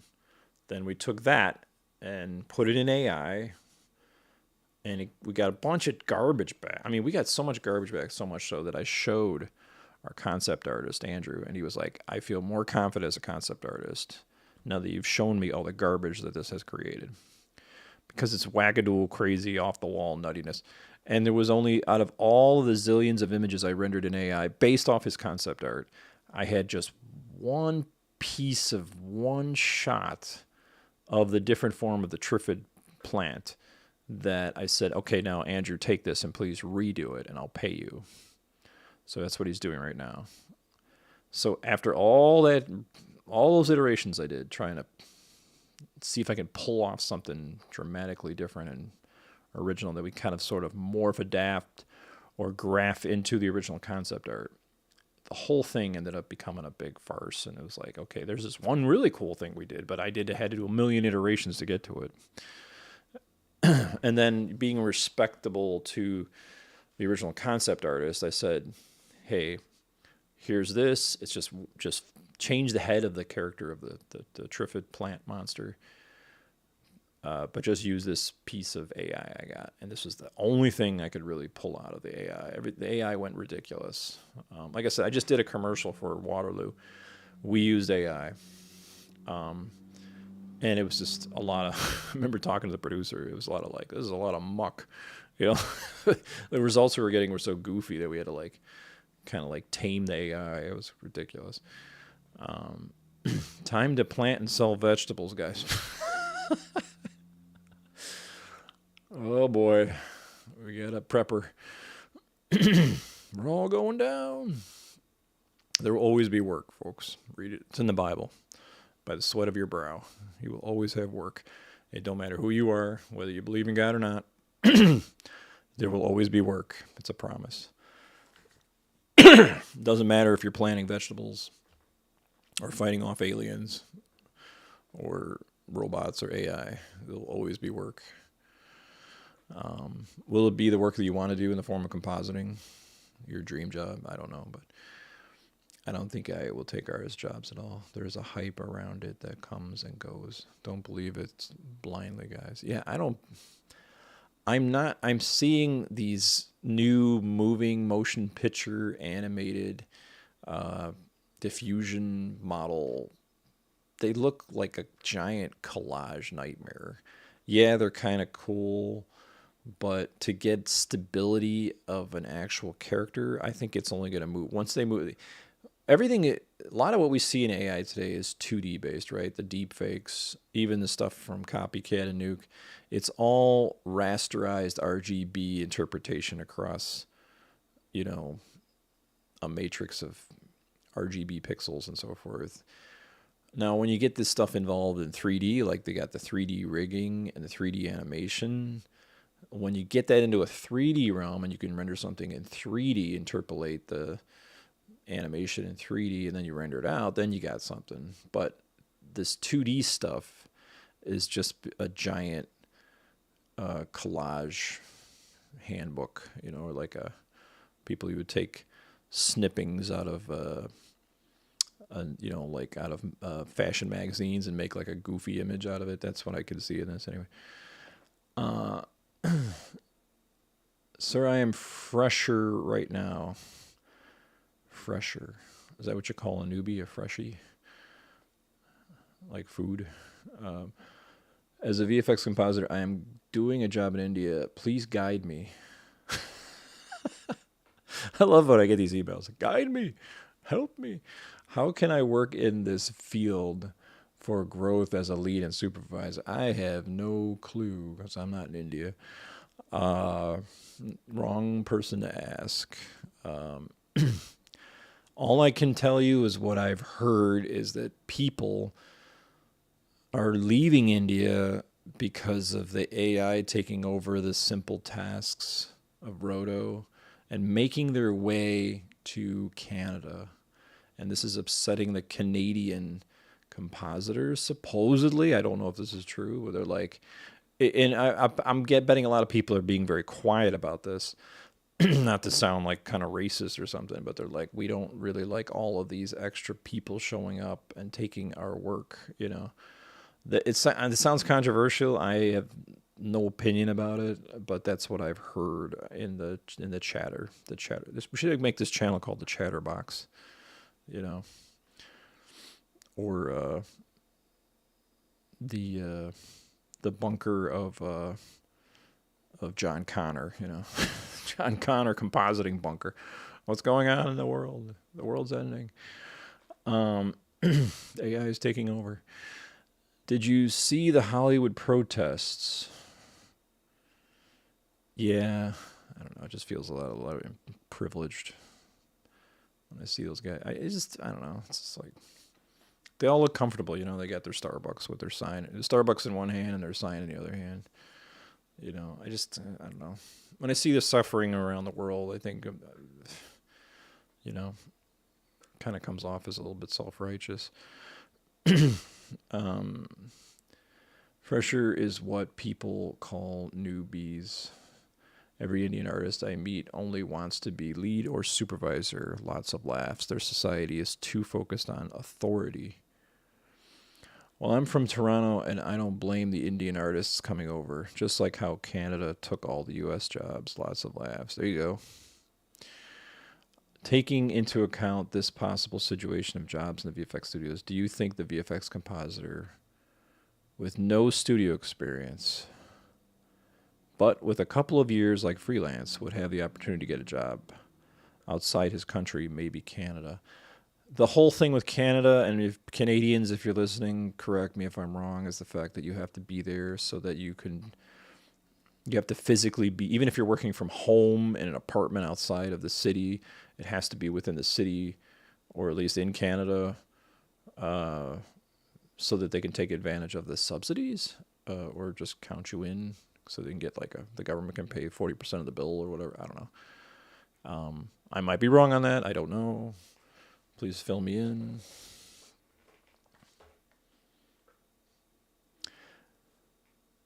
I would, I always say, like, it seems like the VFX industry is not an industry to make money. I've tried to do VFX education by making training videos.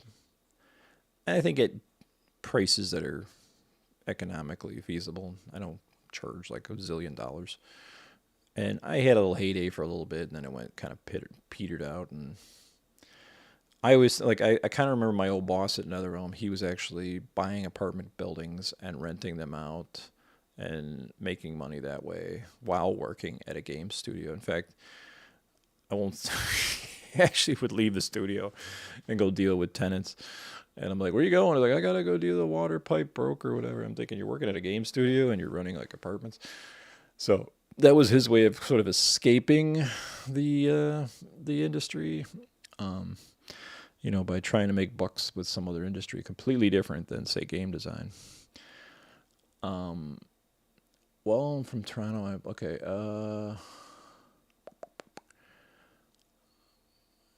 But with a couple of years like freelancer, would you have the opportunity to get a job outside the country and make Canada? But maybe after 2010, rotoscoping will be AI or not. It's hard to say, honestly. I do a good balance of heavy CG integration, green screen work, cleanup, you name it, everything. And especially when I think of things that could AI take over, cleanup, or maybe green screen. I don't know. There's such little tiny things that clients want to take care of that AI, I still don't think will be able to figure it out. maybe you're going to have a heavier, faster computational speed. That'll be the big thing, I think. I mean, things are getting faster and quadrupling every 4 years or whatever, but I don't think we're there yet. It still takes some time to train these models to do anything, only to figure out that that doesn't really do it right. Yes, I think they apply mainly for British Columbia and Montreal. Correct me if I'm wrong. What do you think about Bollywood movies, VFX? I'm a compositor based in LA. Almost all studios are shut down here. Should I leave LA? Where do you suggest to move? Oh boy. Oh, I'm afraid maybe I shouldn't have made this. This is starting to get grim. Okay, if you guys are just listening now, we had somebody earlier say that 60% of the VFX artists were laid off in Vancouver, and now we're hearing that LA, almost all the studios are shutting down. This person's asking if we should move to LA, or move away from LA. I don't know, honestly. Just hang in there, Trust in God. That's what I do. I don't sweat about it.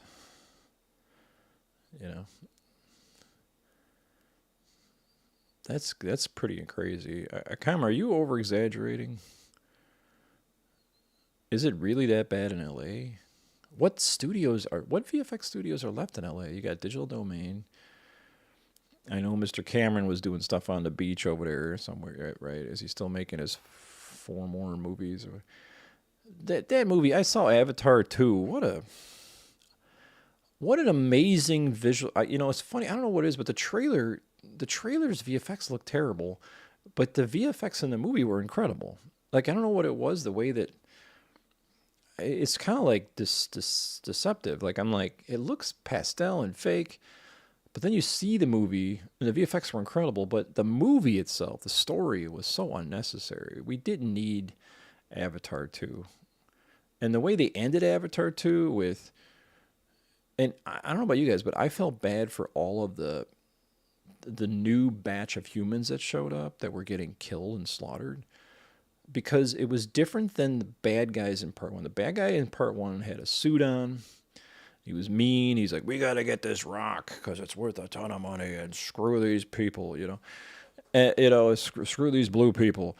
But in this movie, you had very mild-mannered, like a female military lead, very calm and quiet. You had a multicultural background terraformers that showed up that didn't look military.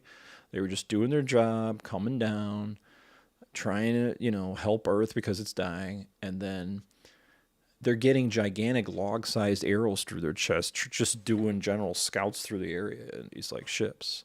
So you got this one shot I remember in the movie where like some scout ship is moving through the forest, minding its own business, and there's like just a regular civilian in there or something. He's like doop doop doop doop, and then all of a sudden, like, it just out of nowhere, one of them Na'vi comes in with an arrow, and just shoots this log right through this person, and who didn't even see it coming, through the glass, through the person's chest. This happened multiple times. I'm like, these poor people are getting killed. I felt so bad for the humans. I'm like, and even when they're torturing that kid Spider, the woman's like, look, just tell us where they're at. We need to find out, the military woman. And you even felt bad for Quidditch or whatever, because he's kind of like, I just want to be with my son. And then it kind of ends with him getting his son helps him. But then where do you go from here? I mean, is this going to be 4 more sequels of just another batch of unsuspecting humans that get logs through their chests for the next, we killed off that batch. Avatar 4 will be another batch of terraformers that don't know what's going on, that'll show up like lemmings and then get killed. And so it's like what? This is my theory again, that James Cameron, Steven Spielberg, and Ridley Scott are just so old that they're just trying to have fun and make movies again. They don't care what audiences want. They don't care about even the end product. They just want to have fun. Like, the making of a film is more exciting. Now, granted, Avatar 2 made a ton of money, but I think even with these directors now, it seems like they're doing a bucket list, or they're just like, this is their side retirement gig now, I don't know. Avatar 2 is a metaphor for VFX compositors, where the blue aliens are Canadian compositors and the humans are Indian compositors. Wow. Lots of laughs of studios like Crafty Apes, Ghost. Let's see. Lot of studios, lots of laughs. Lot of studios like Crafty Apes, Ghost VFX, Outpost all shut down. Now, did they shut down because of the strike, or did they just shut down? That's the question I have for our comm.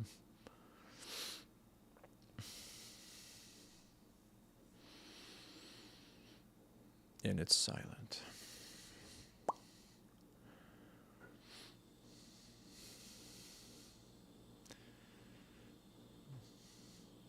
Way I see it, I've had so many careers being 45. I've been an arborist, a teacher, uh, countless retail jobs. I can't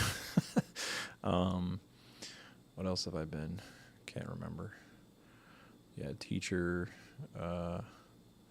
Been a lot of things in my life.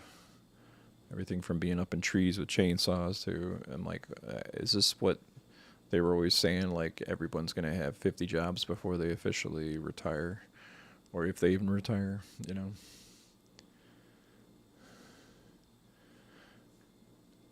So what will be it? What will it be next? You know, it's interesting, kind of being around Purdue University, where you don't have these glamorized jobs. You have just yesterday, I was hanging out at the nanotechnology building, and surprisingly, the Purdue only offers masters for nanotechnology. There's no undergrad. So there's a lot of people that have transferred into this incredible facility, and a lot of them, surprisingly, are from India. Like if I walk around the hallways, I rarely see anybody that's not Indian. Super smart people. I've spoken with them, and they're just rolling in the dough. We just got a new facility built at the school that the Department of Defense is going to use for supersonic, creating weapons of mass destruction, I'm assuming. It's just interesting how there's like just bustling in engineering jobs and different, you know, aspects of biomedical and all this. There's this huge, like, futuristic area called Discovery Park at Purdue that's feels like you're walking into, you know, the movie.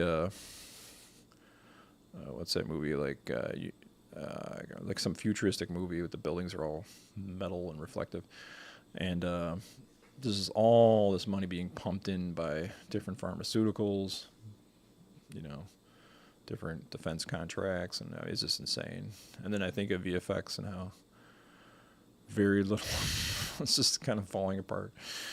So anyway, no, this happened before the strike. Well.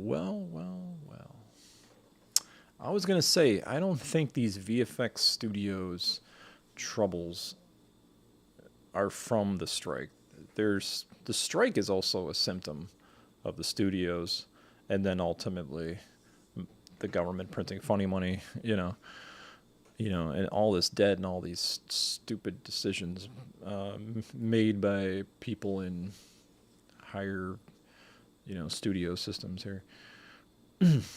Especially all the woke crap. And again, I'm not afraid to talk about this stuff. I think it's absolutely ridiculous. All this, everything from political agendas to woke agendas and so forth, and all this self-righteous grandstanding of, you know, look at me, how great I am. It's like, you know, nobody wants that stuff. They want to see Tom Cruise jump off a building with no parachute, you know. I don't know what I should do. Probably start pool streaming on. I don't know what I should do. Probably start pool streaming on Twitch.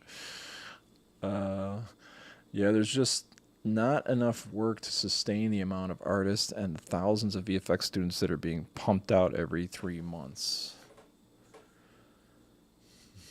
Yep. Yeah. And you know, as a teacher, I will not lie to you. I've had students that have turned into Darth Vaders because they're like, how could you work for a company that just spits out all these VFX? I'm like, like it's my responsibility. You know, it's just unbelievable, the arrogance. Anyway. Yeah, there's just not enough people to work sustain. Okay, Eric says, is Crafty closing there in LA? I knew Outpost was. Now, what was Outpost? Was Outpost was that? Well, I'm trying to remember what Outpost. I've never even.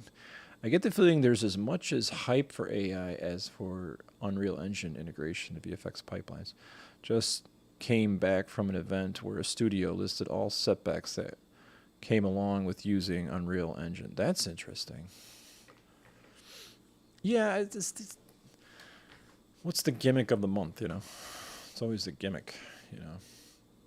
And that's why I'm not a fan of, again, I'll bring it up, Corridor Digital. I have a love-hate relationship with them. I think they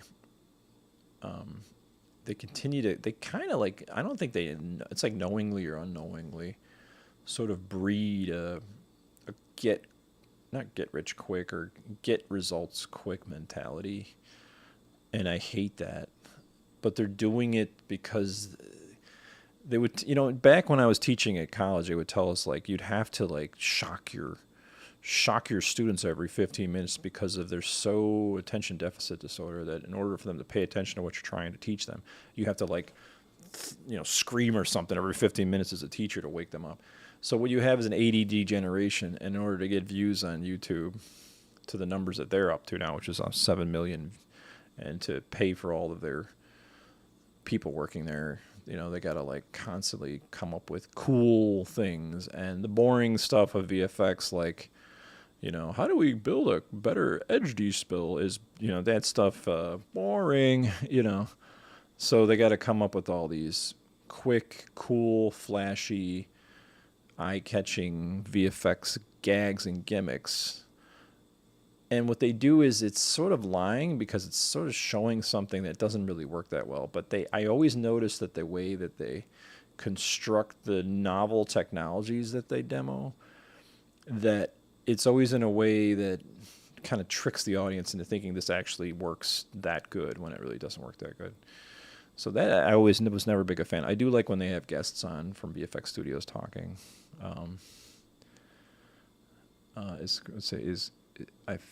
To get the feeling there's as much as okay, to complete shots that weren't even. That's yeah.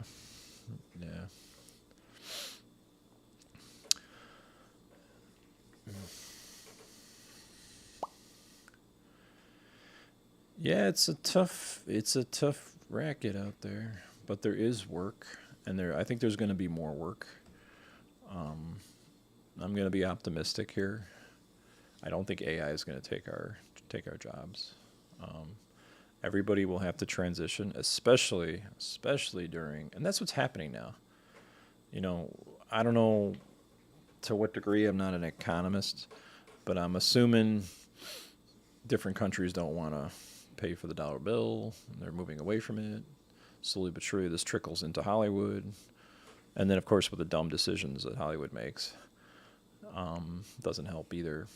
You know, sometimes I work on shows. I'm not saying any specific show, but I'm inspired to write my own stuff. I'm like, man, this stuff is terrible. Like, it doesn't even.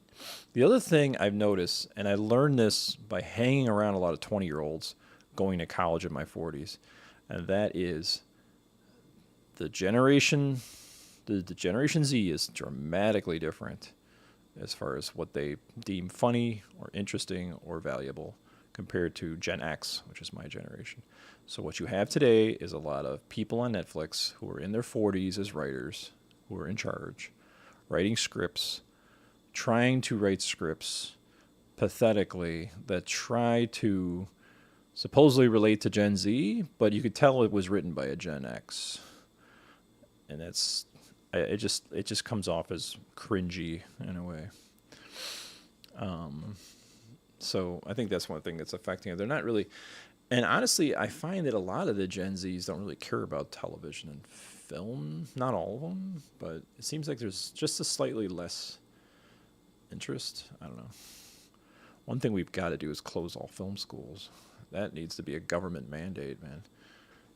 Somebody needs to stand up and say, close them down. Just too many film schools, and too many of them end up becoming baristas after they graduate. To complete shots that weren't even that great. I think another problem with compositors is that our skill sets literally transfer to no other industry. Not like 3D artists. They can work across multiple industries: film, TV, games, architecture, motion graphics. Interesting. That is interesting. So what we have feature films, commercials, maybe industrial, maybe car commercials. What's commercials? Yeah. I mean, I still have some 3D skill sets, but working in 3D when I first began in this industry through a game studio, it was the third dimension was doable, but it just was added so much more complexity, and I'm just lazy. I just like two dimensions. Yeah. There's too many. What I don't like is game students. There's just too many of those guys. And I hate to be mean as far as like describe it in a physicality, but a lot of them are real schlubby, and they think they know how to make a great game. You know, they're always like kind of lofty, and it's just, you know, they're very like, I know it makes a great game because I've played games and that's all I've done all my life, sit in my basement. And I'm going to make the greatest game that ever made. And it's always the same stereotypical, you know, the same physicality, the same attitude, same lofty-eyed. When I was a TA at Purdue, they'd put us in a room. I would have to TA students, and the students would either be industrial design or industrial design, some were engineers, game students, visual effects students, and just animation students. You always knew by looking at somebody how they looked physically, as far as their health, if you know what I mean, if they were game students. And obviously, if someone sits in front of a computer or, you know, a game console, you know, they're just going to gain weight, and their social skills are terrible and so forth. And you're kind of like sitting there going, so you know everything. You've worked on a team before. You know what it is to make a great game. You're like, yep, I will be the next game designer. I'm like, okay, I've heard this so many times. You know, so that drives me more nuts than a compositor. Not even a compositor, but like, if there's like, okay, I would say above, like, get rid of game schools, get rid of film schools. Compositing schools, you know, I think there's still hope. But yeah. I think another problem with compositors is that our skill. Okay. Do you know somebody in VFX compositors that started in his 40s and got a job in the VFX? Do you know somebody in VFX compositing that started in his 40s and has a job in VFX industry? Yeah, that's me. No, I think I kind of came in to my own in my 30s, but then again, I started in my late 20s in game design in 3D and shifted over to compositing because that was always been my passion. I remember when Buju came out, it was a 3D camera solve. It was amazing, and I was taking DV footage, 720 by 480, and tracking it in Buju. It would take like an hour and a half to track it, but man, you got an actual 3D camera, and you could put like CG elements into your DV footage, which I de-interlaced, which was a way to make it look filmic back then because it was interlaced footage, and it was so cool. And I was like, this is so awesome. And because there was only a game studio in Chicago hiring, I went there, worked there, and it was fun. But my passion had always been compositing ever since I was young. At least here in Canada, college studies, postgrads, and immigration are so right together. It's a huge are so right together. It's a huge business. I know because I'm part of it. But yeah, they're having too many overqualified people here.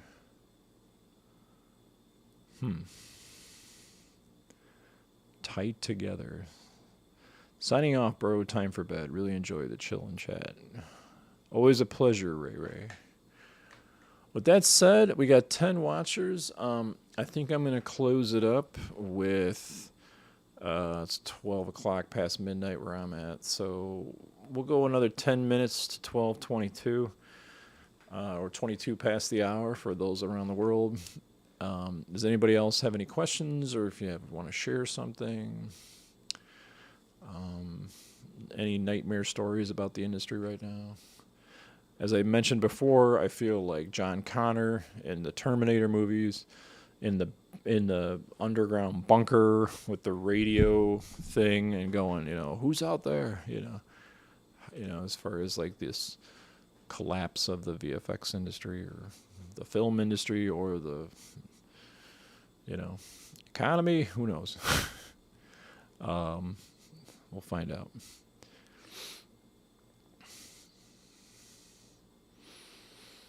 Nobody else? Oh, we got 11 people. We're at the height of the amount of views. And so anybody have any questions or would like to share? And we've learned a lot today, so thanks a bunch for everybody. I do appreciate everybody kind of sharing their, giving their feedback as far as what is going on in the industry from different locations. This is the kind of stuff I like to see in discussion, not to just be sarcastic and tell jokes and attack this or that, but I think this is the kind of thing that can help. I don't just do this because I'm, like, as the description says, I'm bored. I'm just curious to see how everybody's doing. What is the climate out there? In fact, that should be the name of these podcast is, maybe the climate. See how everybody's doing, and then you guys can just share your thoughts. We should probably have like a call-in show where you guys call in via my phone or something, and we start chatting. That would be kind of funny too. Anyway, nobody else going? No. Yes. No. All right, folks, it's been a blast. I will see you all later, and hopefully we'll continue this. Again, just to reiterate, when I have Jack or somebody over here, we're going to do another live stream where we're going to recreate the D-Spill Edge hack and show you how to create it. And you can do it also. We've heard people had a hard time getting it working in Nuke 14, and now we got 15. But regardless, it's, if you're not, well, it's pretty simple script to build if you want to use it. It's a D-Spill Edge hack. Again, check out my YouTube channel. I did a whole thing on it. It's got like 3,000 views. Cool little tool. Eric, yeah, this was a chill, good times. I'm heading out too late. Good night. All right, everybody, good night, and I will